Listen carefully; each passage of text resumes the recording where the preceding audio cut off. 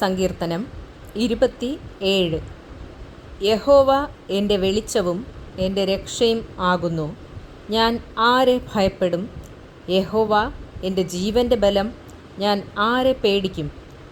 എൻ്റെ വൈരികളും ശത്രുക്കളുമായ ദുഷ്കർമ്മികൾ എൻ്റെ മാംസം തിന്നുവാൻ എന്നോട് അടുക്കുമ്പോൾ ഇടറി വീഴും. ഒരു സൈന്യം എൻ്റെ നേരെ പാളയമിറങ്ങിയാലും എൻ്റെ ഹൃദയം ഭയപ്പെടുകയില്ല. എനിക്ക് യുദ്ധം നേരിട്ടാലും ഞാൻ നിർഭയമായിരിക്കും.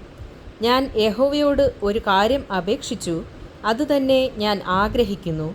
യഹോവയുടെ മനോഹരത്വം കാൺമാനും അവൻ്റെ മന്ദിരത്തിൽ ധ്യാനിപ്പാനും എൻ്റെ ആയുഷ്കാലമൊക്കെയും ഞാൻ യഹോവയുടെ ആലയത്തിൽ പാർക്കേണ്ടതിനു തന്നെ. അനർത്ഥ ദിവസത്തിൽ അവൻ തൻ്റെ കൂടാരത്തിൽ എന്നെ ഒളിപ്പിക്കും. തിരുനിവാസത്തിൻ്റെ മറവിൽ എന്നെ മറയ്ക്കും. പാറമേൽ എന്നെ ഉയർത്തും. ഇപ്പോൾ എൻ്റെ ചുറ്റുമുള്ള ശത്രുക്കളുടെ മേൽ എൻ്റെ തല ഉയരും. ഞാൻ അവൻ്റെ കൂടാരത്തിൽ ജയഘോഷയാഗങ്ങളെ അർപ്പിക്കും. ഞാൻ യഹോവയ്ക്ക് പാടി കീർത്തനം ചെയ്യും. യഹോവേ, ഞാൻ ഉറക്കെ വിളിക്കുമ്പോൾ കേൾക്കണമേ.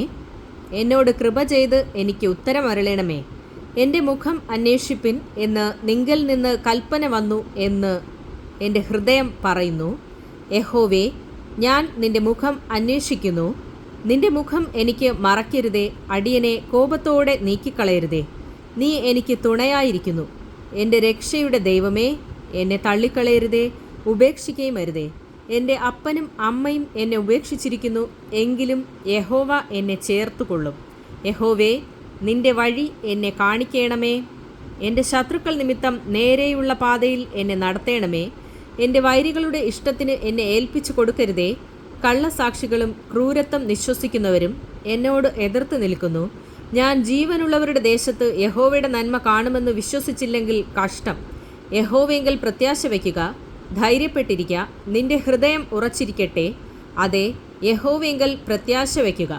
ആമേൻ.